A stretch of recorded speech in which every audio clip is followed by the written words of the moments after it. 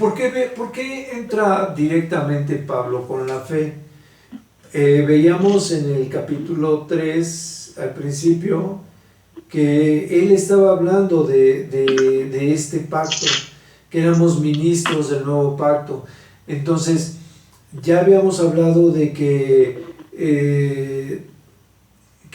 como en este pacto nosotros teníamos una mayor gloria que la que había recibido Moisés, porque si Moisés cubría su rostro para que los hombres no se fueran con la apariencia que él había adquirido, de que le deslumbraba su rostro,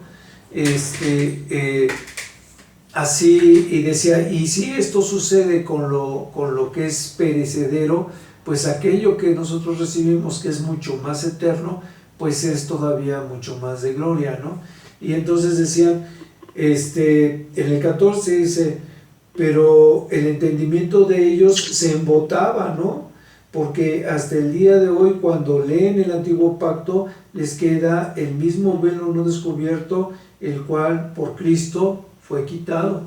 Entonces, ese velo que se suponía que debían de haber quitado en la vida de Moisés con los 10 mandamientos y todos los hechos que vieron desde la salida del pueblo judío de Egipto, los hechos que sucedieron en las plagas, al haber cruzado el mar Rojo y los 40 años en el desierto y así sucesivamente, a ellos les seguía quedando cubierto ese velo porque no veían todavía claramente, porque aunque ellos tenían, a través de los años habían recibido las profecías del Mesías reinante y del Mesías humilde, ellos seguían sin tener claramente las ideas de qué estaba sucediendo.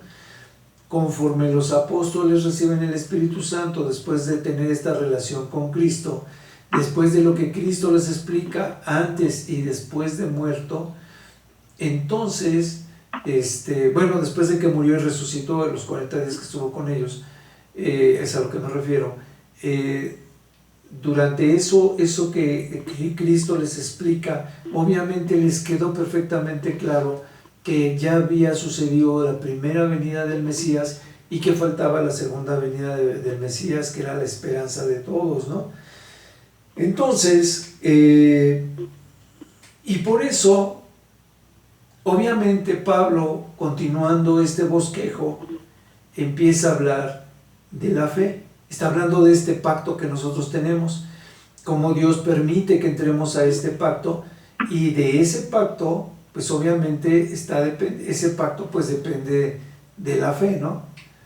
Entonces, y la fe pues depende de este pacto, porque sin este pacto, pues no podríamos tener la bendición de poder tener la fe de la esperanza de nuestro Señor Jesucristo. Pero una vez sucedido el pacto, entonces al tener la fe en el Señor Jesucristo, pues está dependiendo qué tan eficiente es el pacto, dependiendo de qué tanta fe tengamos en Cristo, de qué tan seguros estemos de nuestra salvación. Y entonces es que él empieza por esta parte de la fe. Antes de esto, en el 4.3, él dice, pero si nuestro evangelio está aún encubierto entre los que se pierden, está encubierto. O sea, si este evangelio, a pesar de que ya no por la ley, ya no por lo de Moisés, ya no por lo de los profetas, sino que si el evangelio, a pesar de todo eso, ya predicando ellos el evangelio, la gente no lo entendía, no lo entendían aquellos que estaban destinados a perderse. Eso es lo que dice en el 4.3 Pablo. Por eso no lo podían entender. Y lo más importante viene en el 4, porque está muy, muy impresionante, porque dice, en los cuales el Dios de este siglo cegó el entendimiento, o sea, Satanás ciega el entendimiento de los incrédulos, para que no les resplandezca la luz del evangelio de la gloria de Cristo, el cual es la imagen de Dios.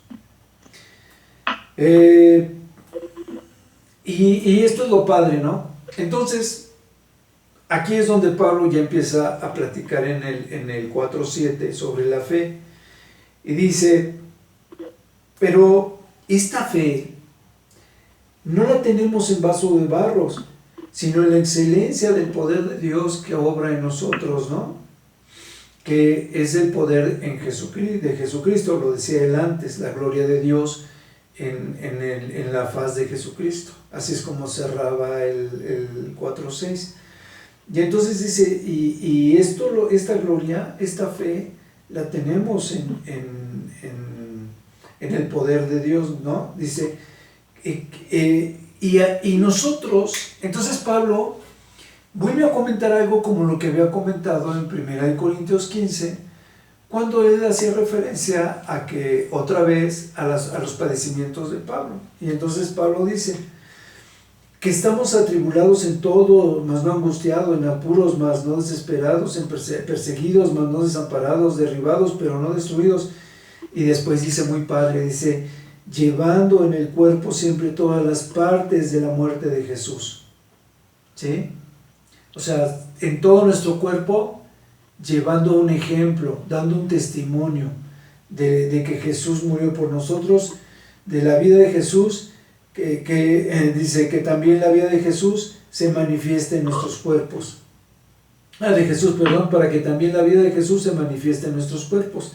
Dice, porque nosotros que vivimos siempre estamos entregados a la muerte por causa de Jesús. Lo mismo que decía yo, padeciendo persecuciones, hambres, dolores, muertes en los circos, cosas por el estilo, encarcelamientos y demás. Dice, para que también la vida de Jesús se manifieste en nuestra carne mortal. De tal manera, dice, de manera que la muerte actúa en nosotros. O sea, esta persecución de la muerte, esta tentativa de muerte, esta persecución de la muerte actúa en ellos como testimonio para la vida de los que lo ven, de los que los conocen. Y dice, pero teniendo el mismo espíritu de fe conforme a lo que está escrito, dice, así como, diciéndolo de otra manera, teniendo un mismo espíritu de fe todos nosotros, dice, porque así estaba escrito que todos íbamos a tener un mismo espíritu, decía la palabra en el Salmo 116, creí, por lo cual hablé. Nosotros también creemos, por lo cual también hablamos, ¿no? O sea, el Salmo lo que dice es creí, por lo cual hablé. Y dice, así como dice el Salmo, como toda la Biblia, fue inspirada por el Espíritu Santo, fue inspirada por Dios. Entonces, dice, así como lo dice en esta parte, es como si fuera una profecía de cómo vamos a pensar nosotros, pero y si no fuese una profecía, así coincidimos también nosotros. Como hemos creído en Cristo, damos testimonio de lo que vivimos en Cristo, de lo que creemos en Cristo, ¿no? Y dice,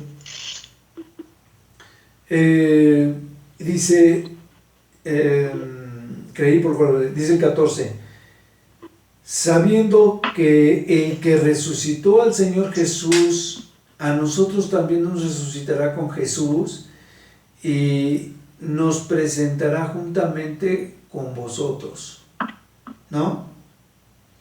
O sea, todos nos vamos a presentar junto con Jesús. Viene Jesús por nosotros, todos los que morimos o todos los que resucitemos en el momento en que venga el Señor Jesucristo, el mismo Señor Jesucristo junto con toda la bola, nos vamos a presentar delante de Dios. Dice, nos van a presentar delante de Dios, porque todas estas cosas, el 15, porque todas estas cosas padecemos por amor a vosotros, para que abundando la gracia por medio de muchos, la acción de gracia sobreabunde para la gloria de Dios. Esto, lo que está diciendo no es otra cosa más que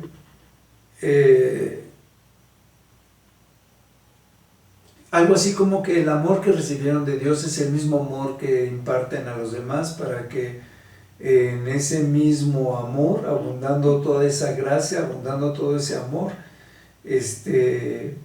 por la cual a través de ese amor todos podemos ser salvos. Es una acción de gracias muy grande. Por medio de esa acción de gracias sobreabunde, para que podamos darle la gloria y la honra a Dios de toda la gente que se salva, de todos los pecados que son perdonados de toda la gente que ha podido creer en el Señor Jesucristo y que tiene la esperanza puesta en la resurrección de nuestro Señor, en la venida de nuestro Señor Jesucristo.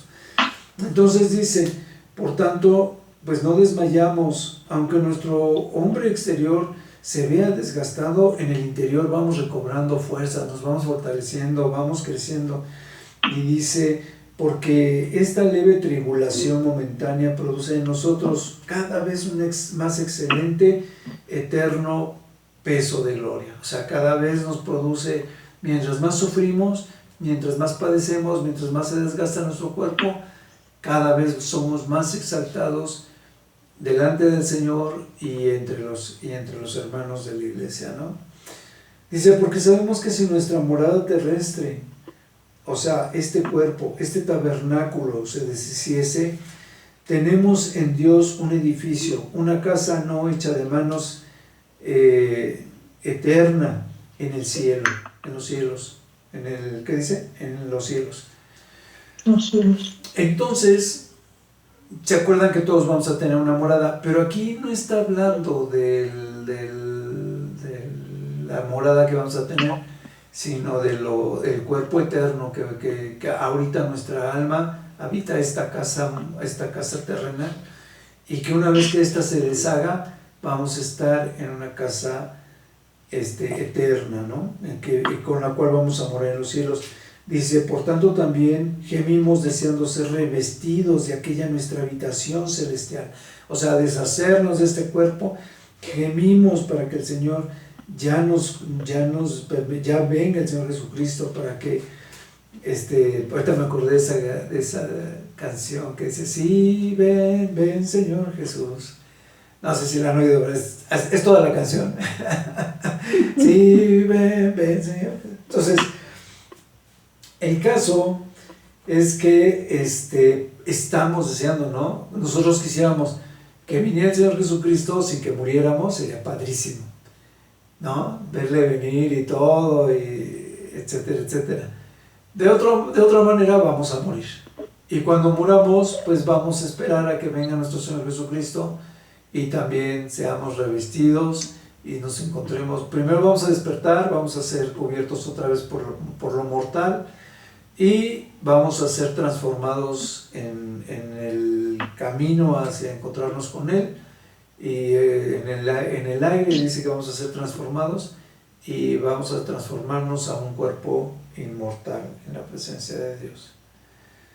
Ok, entonces no quisiéramos, dice después en el 4, porque asimismo los que estamos en este tabernáculo gemimos con angustia, porque no quisiéramos ser desnudados, sino revestidos, para que lo mortal sea absorbido por la vida, ¿no?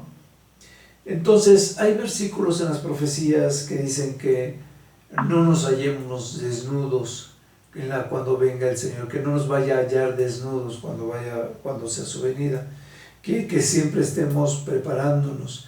Y esta es parte de lo que está diciendo, que estemos preparados, que estemos deseosos de ser transformados, pero también preparados para ser revestidos en el momento de la venida del Señor Jesucristo.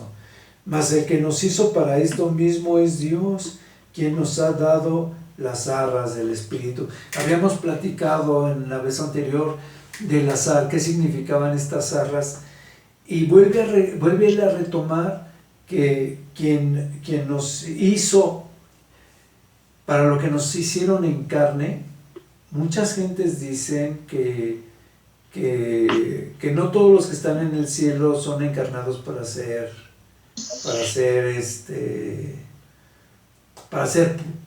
pasar por la fe, ¿no? Y un ejemplo de esto pues podría ser los mismos ángeles dentro de las creaciones de Dios.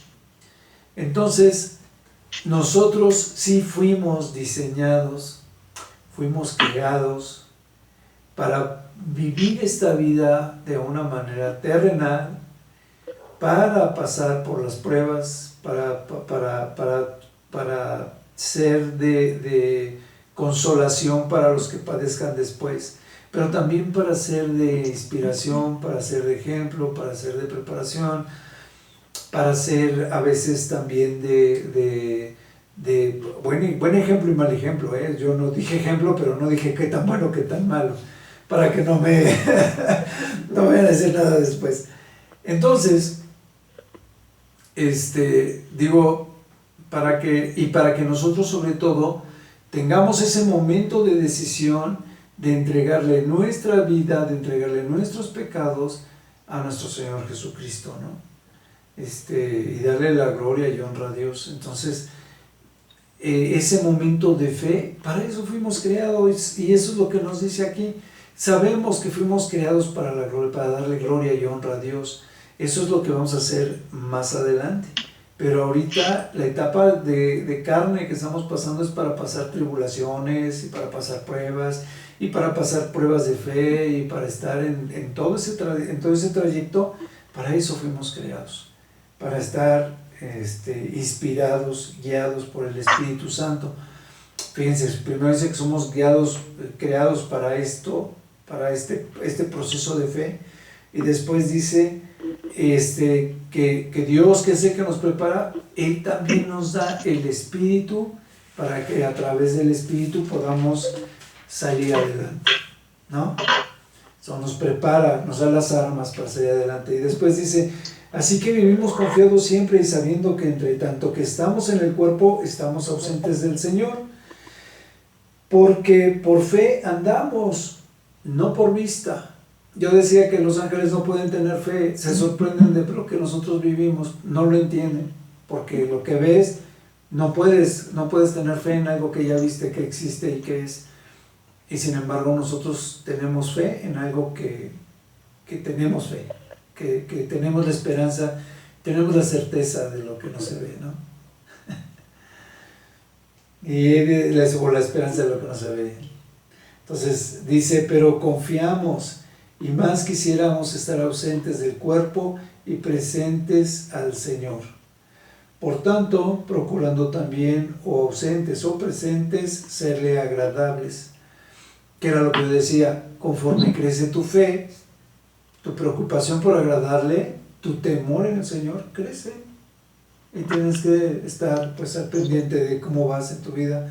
Por tanto, procuramos también, ausentes o presentes, serles agradables, porque es necesario que todos nosotros compadezcamos ante el tribunal de Cristo para que cada uno reciba según lo que haya hecho mientras estaba en el cuerpo, sea bueno o sea malo. Este es de los capítulos o de las partes que tienes que leer parte por parte, no me lo puedo saltar. Entonces venía él hablando de lo de la fe y cómo a través de las arras del Espíritu Santo procuramos nosotros ser cada vez más obedientes o más agradables ante Dios como parte de esta misma fe. Y entonces dice, conociendo pues el temor del Señor, persuadimos a los hombres, pero a Dios les es manifiesto que es lo que somos, y espero que también lo sea vuestras conciencias. Esto quiere decir, nosotros tratamos a ustedes de convencerlos de que se arrepientan de sus pecados, y lo que nosotros somos o lo que nosotros hacemos, que es lo que es oculto, eso va a quedar evidenciado cuando venga el Señor. O sea, Dios ya sabe lo que nosotros somos, ¿no? Dice, entonces de eso, pues, nosotros nada más nos encargamos de tratar de convencerlos a ustedes de pecados. Dice, no porque nos recomendemos a nosotros como un ejemplo, por decirlo, ¿no?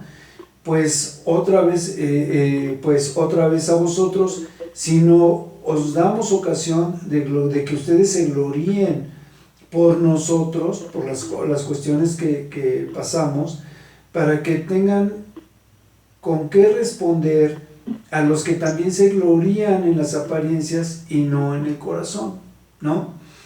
Entonces, como Pablo y Tito y los que andaban con Pablo andaban dando testimonio en la iglesia o andaban siguiendo lo de la iglesia y demás, y su testimonio era el que daba testimonio, como él había dicho anteriormente, las acciones que eran para agradar a Dios daban testimonio a él mismo.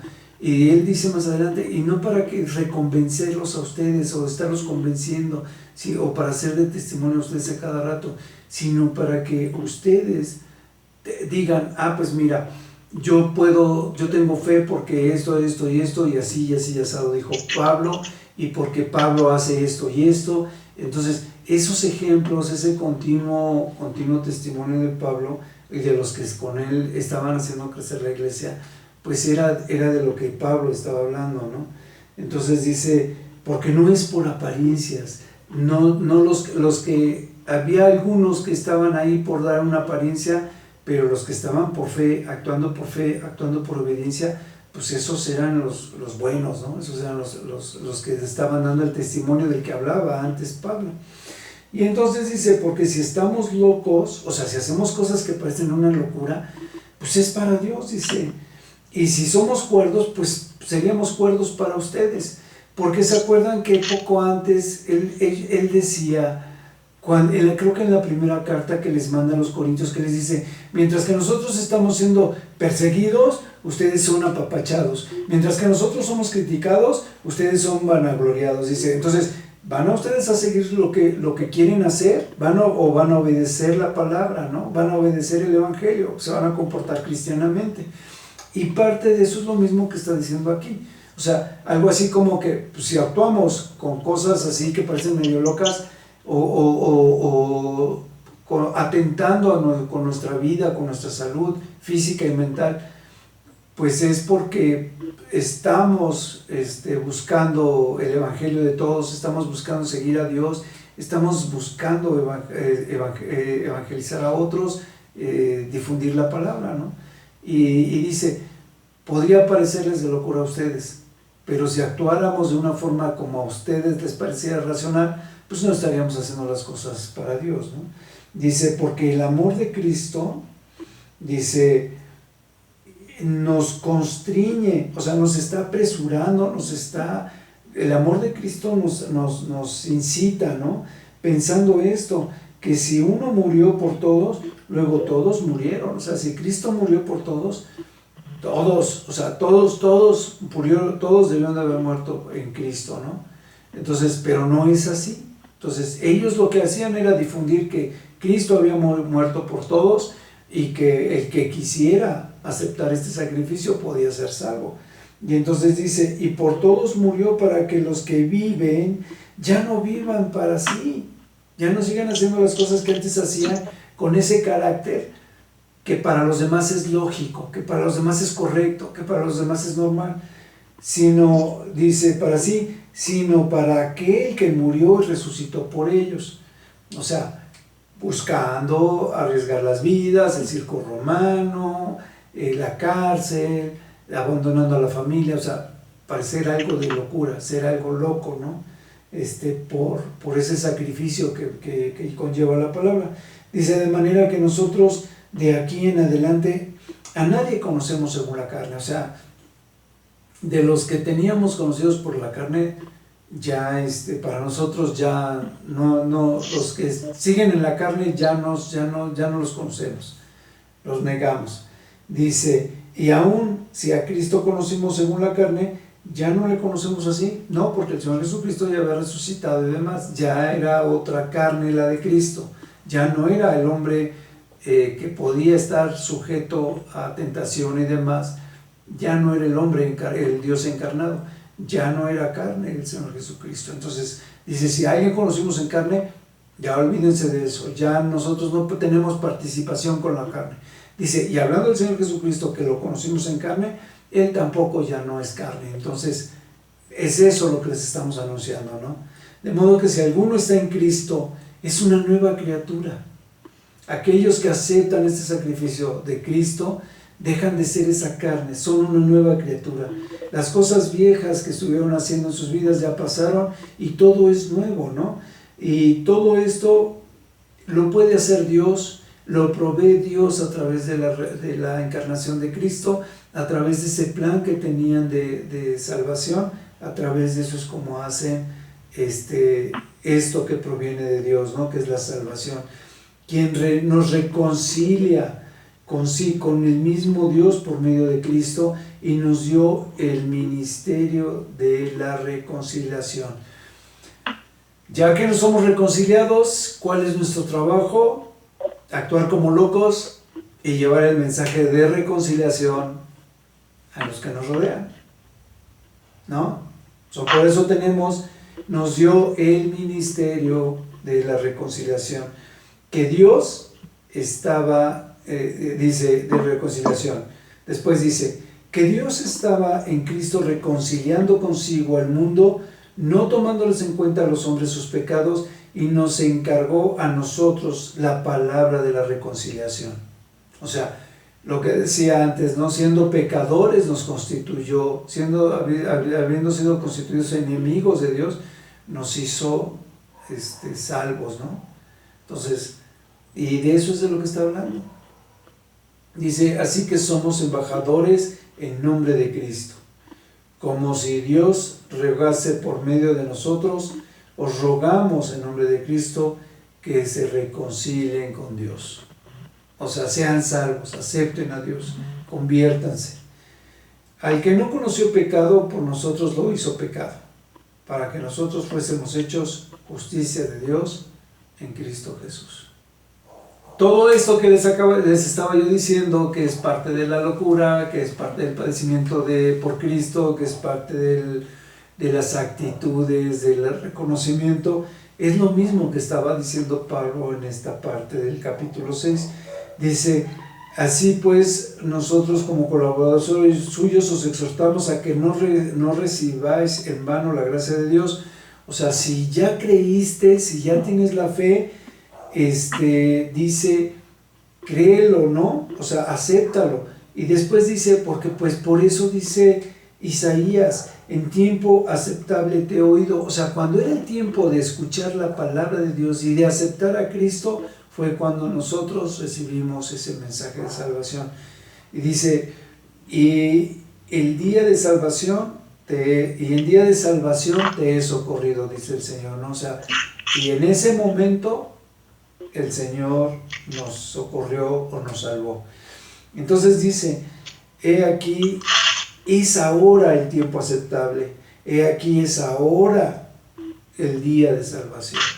¿Por qué? Porque les estaba invitando a que se arrepintieran, ¿no? Aquellos que todavía no aceptaban, aquellos que todavía no estaban seguros, aquellos que no se habían arrepentido, que se arrepintieran.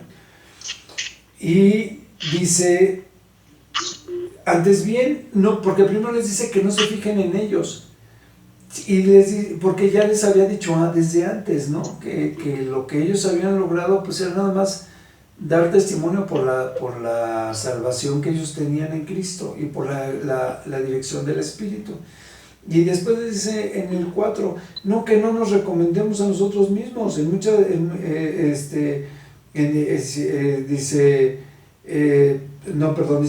en el 3, no damos a nadie ninguna ocasión de era desde antes. Les dice, desde ahí dice, no damos a nadie ninguna ocasión de tropiezo, o sea, su testimonio de lo que yo decía, para que nuestro ministerio no sea vituperado, ¿no? El ejemplo que ellos daban era precisamente para que ellos pudieran también ser de gloria para los hermanos cuando daban testimonio de ellos, de Pablo, por ejemplo. Dice, antes bien, nos recomendamos en todo como ministros de Dios, o sea, estamos sujetos a Dios en todo, con mucha paciencia en tribulaciones, necesidades, angustias, azotes y demás. Entonces, en todas esas pruebas, ellos se sujetaban a Dios como consuelo para salvación y sabiendo que Dios les iba a sacar adelante. Y eso es lo que dice. Y bueno, cuando habla de que como pobres, pero ¿cómo dice? Como desconocidos, pero bien, dice, deshonra, buena fama, dice, más siempre gozosos, como pobres, en el 10, más enriqueciendo a muchos, no teniendo nada, pero lo poseemos todo. Ven cómo todo lo que habíamos estado platicando lo va reafirmando Pablo, ¿no? Lo va diciendo más a detalle. Entonces dice, no os unáis en yugo desigual y ya ya lo habíamos leído antes, pues, pero dice en aquellos pasajes donde dice que si el marido es incrédulo, si la esposa es incrédula, que cuando el marido se convierte, el que es creyente pues lleva la honra de la pareja que no es creyente, ¿no? Porque lo acerca y perdona, y la lleva a perdón de multitud de pecados. Y entonces, aquí está hablando de algo muy parecido, ¿no? Porque dice, acuérdense que, bueno, y aquí lo dice, ¿no? Las malas conversaciones, bueno, lo decíamos en alguna vez, las malas costumbres, no, las malas compañías corrompen las buenas costumbres, algo así decía el versículo, ¿no? Entonces, y es parte de lo que estaba hablando ahorita Pablo, dice, no se unan en yugo desigual, porque es más difícil llevar una vida de obediencia y demás cuando tu pareja pues te está arrastrando, ¿no? a cosas del mundo. Dice, ¿y qué relación tiene la justicia con la injusticia? O la comunión de la luz con las tinieblas, o Belial con Cristo, o el creyente con el incrédulo, porque pues todo eso pues se vuelven trabas. Dice, ¿y qué acuerdo hay entre el templo de Dios y los ídolos, ¿no? O sea, ¿qué relación hay? Dice, y el templo de los ídolos y el templo de Dios. Y dice, y si ustedes son el templo de Dios, ¿no? Lo dice más adelante. Dice, porque vosotros sois, en el 16, porque vosotros sois el templo del Dios viviente, y como Dios dijo, habitaré y andaré entre ellos, y seré su Dios, y ellos serán mi pueblo, ¿no? O sea, no hay ninguna relación, dice, por lo cual salgan de en medio de ellos, apártense, dice el Señor, y no toquéis lo inmundo, y yo los voy a recibir, dice el Señor. Yo seré para ustedes por padre, y ustedes serán mis hijos e hijas, dice el Señor Todopoderoso. ¿No? Está padre. Entonces, así está. ¿Vas, Javis? Espérame, y dice, y al final termina, ¿no? Que como tenemos tales promesas de que nos limpiemos de la contaminación de la carne y de espíritu, perfeccionando la santidad en el temor de Dios, o sea, en la obediencia y en el temor de Dios, que era lo que yo les decía, ¿no? Más fe, más temor, más obediencia. Vas, Javi. Así es. Y qué duro, ¿verdad? Sí. Qué duro cuando, bueno, a mí me tocó esa situación. Sí, entonces, es más, no vayas todavía, platícanos. Platícanos, Angélica, y platícanos, Javi, de eso. Pues imagínate, después de, ¿cuántos años más? De casados. Tenemos 20 años de casados. Después de 20 años de casados y otros tantos de novios, ella regresa y obviamente yo llego.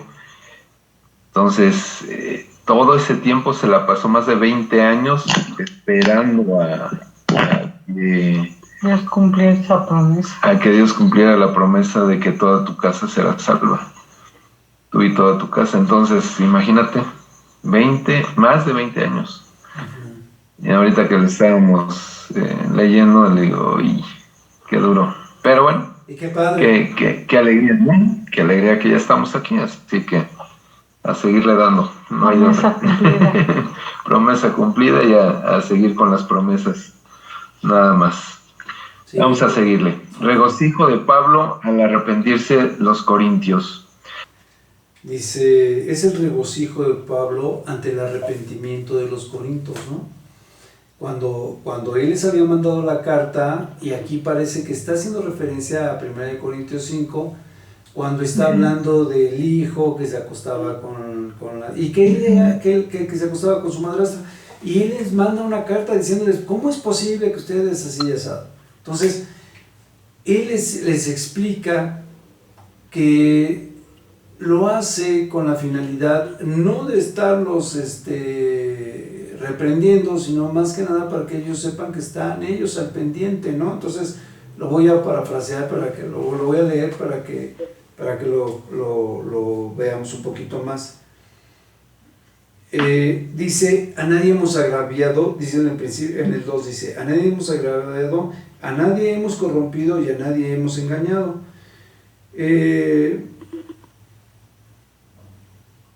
Dice, ya he dicho antes que ustedes están en nuestros corazones, en nuestro corazón para morir y para vivir juntamente. O sea, ya lo había comentado antes.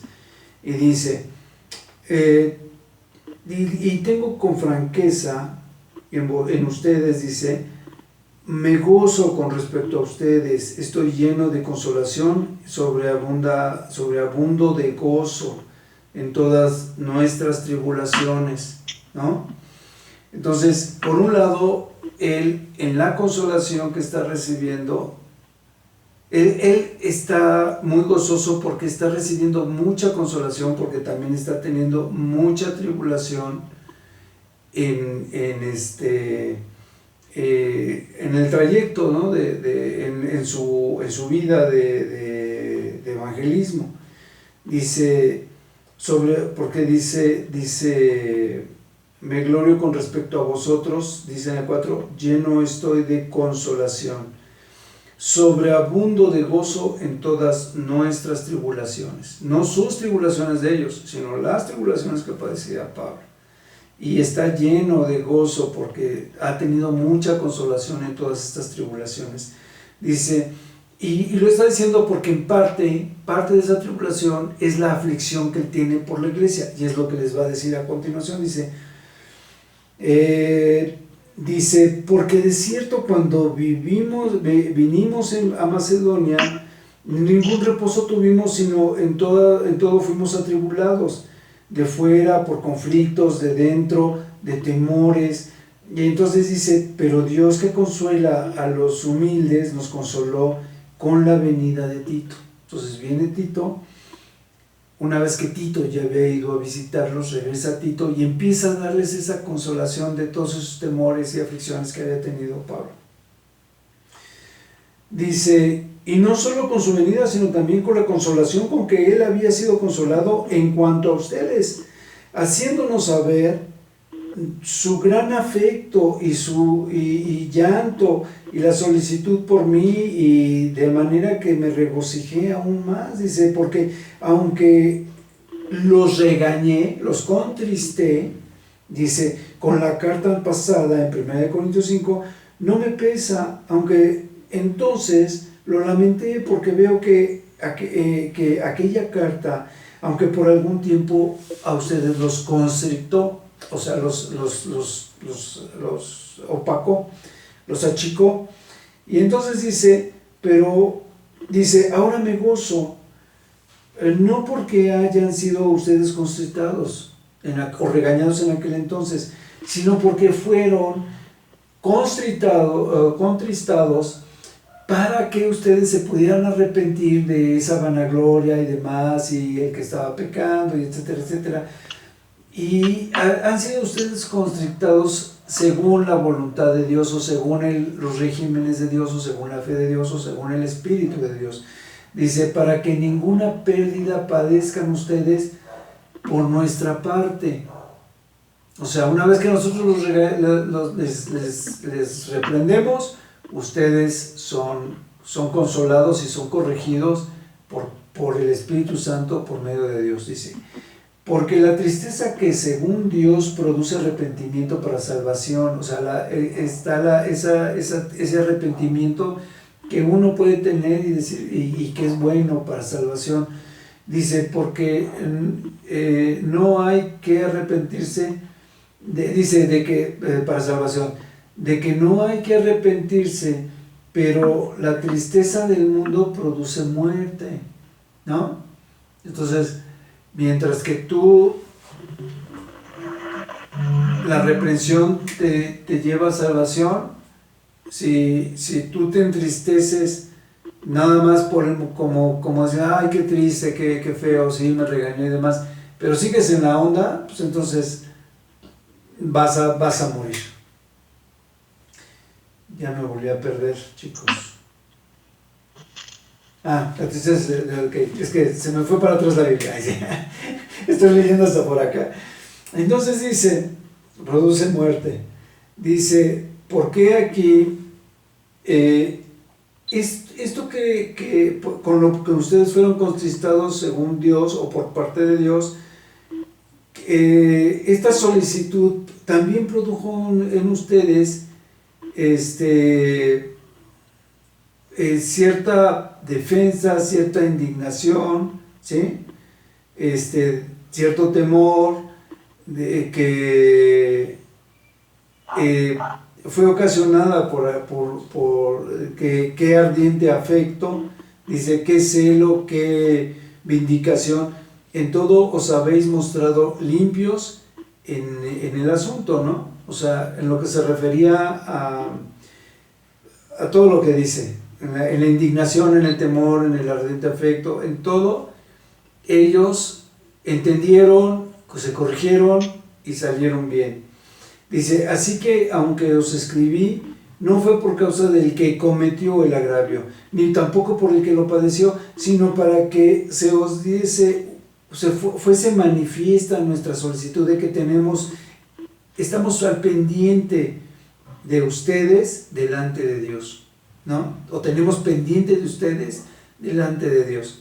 Dice, por esto hemos sido consolados en nuestra consolación. O sea, después de que él decía que estaba afligido por lo de la carta, la tribulación de ellos y demás, la reprensión que les había dado y su achicopamiento de ellos, dice, ahora que viene Tito, nos consolamos y nos alegramos.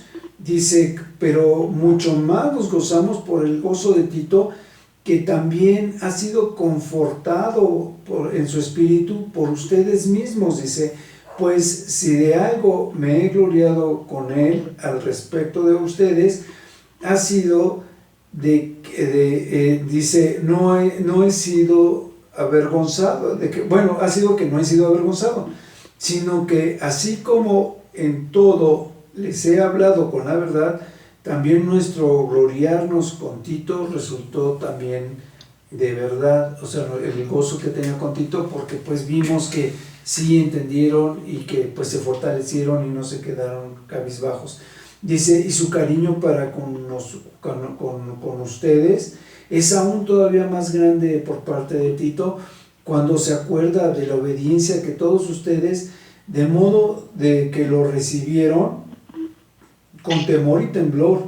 Y dice, me gozo que en todo tenemos confianza en que están entendiendo, en que se están comportando, en que obedecieron esta reprensión y se fortalecieron y salieron adelante. Es de lo que les está hablando Pablo en esta parte. Ok, pues hasta ahí le dejamos.